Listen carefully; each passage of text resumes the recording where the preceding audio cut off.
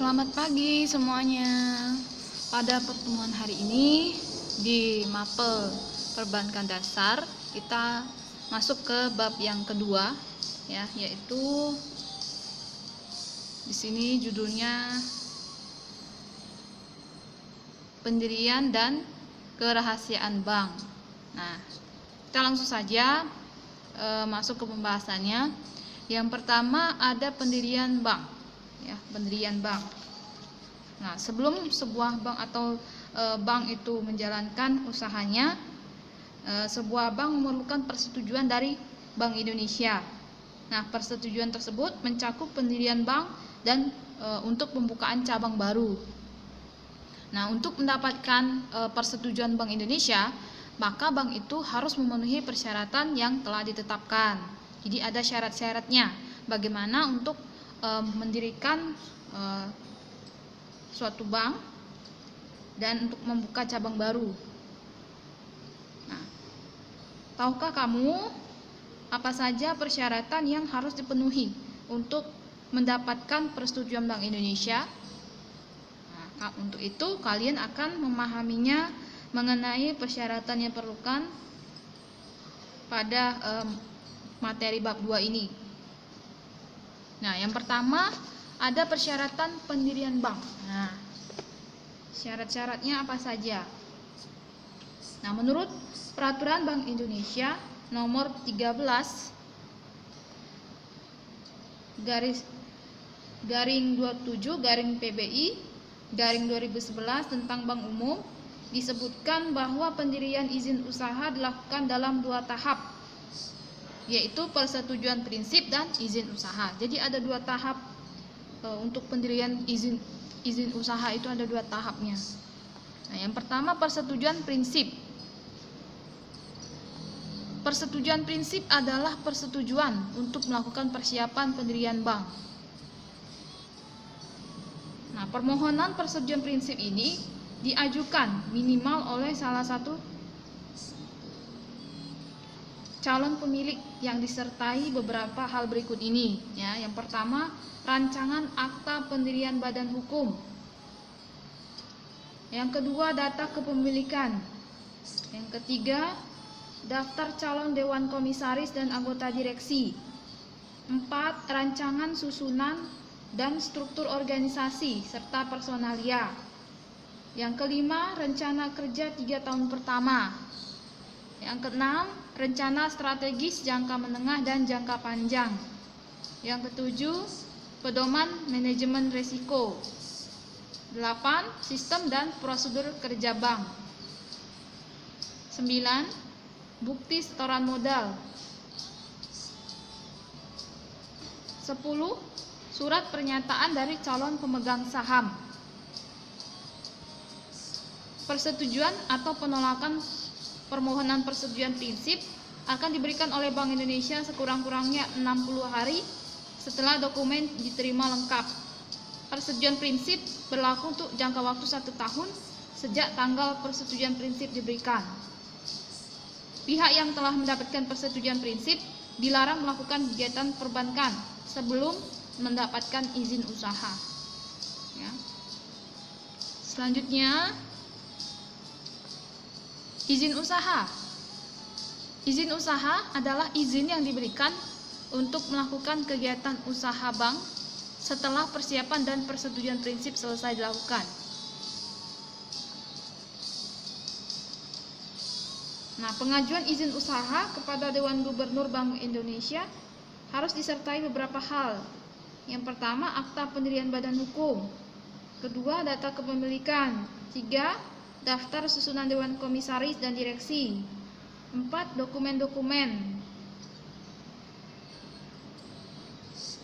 Nah, menurut Undang-Undang Nomor 10 Tahun 1998, persyaratan yang wajib dipenuhi untuk memperoleh izin usaha bank sekurang-kurangnya adalah yang pertama, susunan organisasi dan kepengurusan. Yang kedua, permodalan. 3, kepemilikan. 4, keahlian di bidang perbankan. Dan yang kelima, kelayakan rencana kerja. Yang kedua, pendiri bank.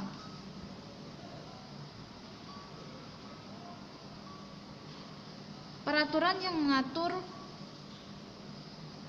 mengenai pendiri bank tertuang dalam pasal 6 Peraturan Bank Indonesia nomor 13/27/PBI/2011 tentang bank umum. Nah, peraturan tersebut memuat ketentuan sebagai berikut. Yang pertama atau yang A, bank hanya dapat didirikan oleh 1. Warga negara Indonesia dan atau badan hukum Indonesia. Atau yang kedua, warga negara Indonesia dan atau badan hukum Indonesia dengan warga negara asing dan atau badan hukum asing secara kemitraan. B. Kepemilikan yang berasal dari warga negara asing dan atau badan hukum asing sebagaimana dimaksud dalam poin A nomor 2 setinggi-tingginya sebesar 99% dari modal di setor bank. Selanjutnya, bentuk badan hukum bank. Nah, setelah memperoleh izin pendirian bank, pendiri bank juga perlu menetapkan bentuk badan hukum yang diinginkan dan yang telah ditentukan. Ada beberapa jenis bentuk badan hukum bank yang dapat dipilih. Nah, apa sajakah bentuk badan hukum tersebut? Agar kalian bisa lebih memahaminya, kita akan membahasnya di materi ini juga. Nah, ketentuan yang mengatur mengenai bentuk badan hukum bank didasarkan atas Undang-Undang Nomor 10 Tahun 1998 sebagai berikut. Yang pertama, perseroan terbatas atau PT. 2, koperasi. 3, perusahaan daerah atau PD. Nah, ada 3 ini ya, ada 3 ketentuan yang mengatur mengenai bentuk badan hukum bank. Nah, bentuk badan hukum BPR sesuai dengan Undang-Undang Nomor 10 Tahun 1998 adalah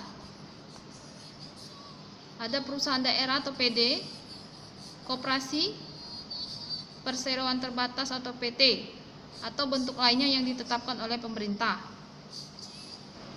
Nah, untuk bentuk badan hukum bank umum berdasarkan Undang-Undang Nomor 10 Tahun 1998 dapat berupa perseroan terbatas, koperasi, dan perseroan daerah. Nah, selanjutnya C. Kerahasiaan bank. 1. Rahasia bank. Berdasarkan Undang-Undang Nomor 10 Pasal 1 Angka 28 Tahun 1998, rahasia bank adalah segala sesuatu yang berhubungan dengan keterangan mengenai nasabah penyimpan dan simpanannya. Nah, undang-undang tersebut juga mengatur bahwa bank wajib menjaga kerahasiaan kerahasiaan nasabah kecuali untuk hal-hal berikut ini. Yang pertama, untuk kepentingan perpajakan. Yang kedua, untuk penyelesaian piutang bank. 3, untuk kepentingan peradilan. 4, atas permintaan, persetujuan, atau kuasa dari nasabah penyimpan yang dibuat secara tertulis. Yang kelima, apabila nasabah penyimpan meninggal dunia. Nah, sebagai lembaga keuangan, bank itu berfungsi sebagai 1. Penghimpun dana masyarakat. 2. Penyalur dana kepada masyarakat. Dan yang ketiga, perantara lalu lintas moneter atau pembayaran. Nah, pihak yang merasa dirugikan atas keterangan yang diberikan oleh bank berhak mengetahui isi dari keterangan tersebut dan meminta dilakukan pembetulan apabila terdapat kesalahan dalam keterangan tersebut. Yang kedua, sanksi administratif. Nah, berikut sanksi yang diberikan kepada bank apabila melanggar kerahasiaan bank menurut Undang-Undang Nomor 10 Tahun 1998 tentang perbankan. Ini disampaikan salah satu saja. Ya. Nah, ini salah satu sanksi administratifnya ya. Ini Ibu sampaikan di sini satu saja. Selebihnya ada di buku cetak perbankan dasar. Bisa kalian baca di bab 2 ya. Itu barang siapa yang tanpa membawa perintah tertulis atau izin dari pimpinan Bank Indonesia memaksa pihak bank untuk memberikan keterangan akan diancam dengan pidana penjara sekurang-kurangnya 2 tahun sampai 4 tahun dan didenda sekurang-kurangnya 10 miliar rupiah sampai 200 miliar rupiah. Itu salah satu saja ya contohnya. Nah, pihak bank juga harus menyampaikan laporan keuangan berupa neraca dan laporan laba rugi serta penjelasannya secara berkala dalam waktu dan bentuk yang telah ditetapkan dan telah diaudit oleh akuntan publik. Baik, sekian penjelasan materi di bab 2 ya. Semoga kalian bisa mengerti, memahaminya, dan jangan lupa untuk dipelajari ya. Kalau ada yang kurang jelas silahkan bertanya di bagian mana, di poin mana yang belum paham ya. Kemudian catat poin-poin penting yang ada di materi bab 2 ini untuk bahan kalian belajar ya, sehingga nanti kalau mengerjakan soal latihan itu bisa kalian mengerti maksudnya apa ya, sudah tahu, bisa paham di materi ini ya. Jangan lupa untuk like dan juga ketik di kolom komentar kehadiran kalian juga ya. Baik, tetap jaga kesehatannya, lakukan protokol kesehatan walaupun di rumah saja. Sekian, terima kasih.